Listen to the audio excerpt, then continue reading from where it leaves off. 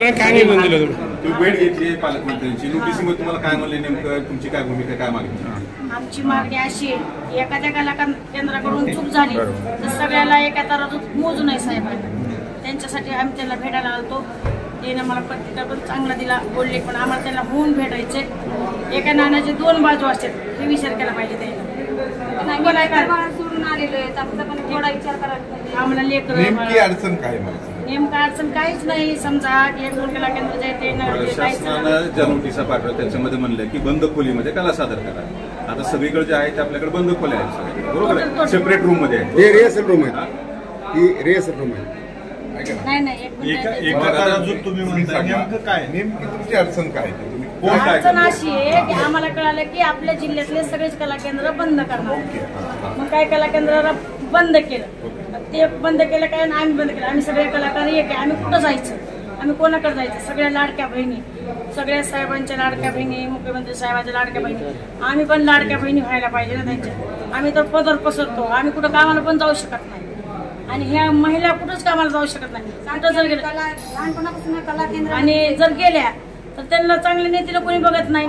तुम्ही तर बघितलं साताऱ्यात एवढ्या छोट्या मुलीवर बलात्कार केला आज तर मग आता ह्या महिन्यात कुठं जायचं लेकर बाळ असतात. पालकमंत्र्यांनी काय प्रतिसाद दिला ते काय बोलणं झालं बोलणं नाही निवेदन घेतलं माझ्या संग म्हणजे छान मला छान वाटतं त्यांना काही कला केंद्रांवर चुकीचे प्रकार होतात समर्थन करतात त्याचं समर्थन आम्ही बिलकुल करत नाही.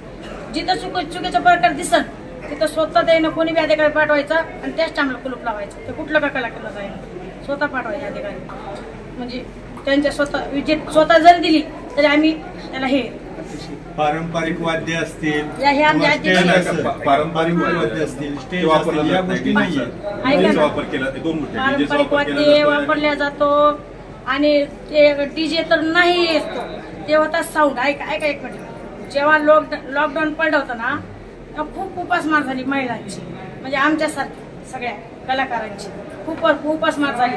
मग काय करायला पाहिजे कोणी शेतात घेणं कोणी जवळ येऊ देईना म्हणून त्याने ते साऊंडवर घ्यायला चालू केलं.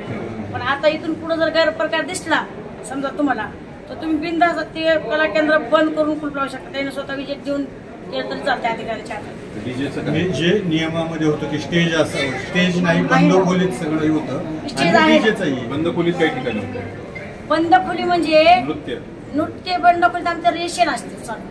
आता अकलूज महोत्सव कालिका कला केंद्रानं प्रथम क्रमांक घेतलेला आहे 2025 मध्ये कालिका कला केंद्रानं प्रथम क्रमांक घेतलेला आहे.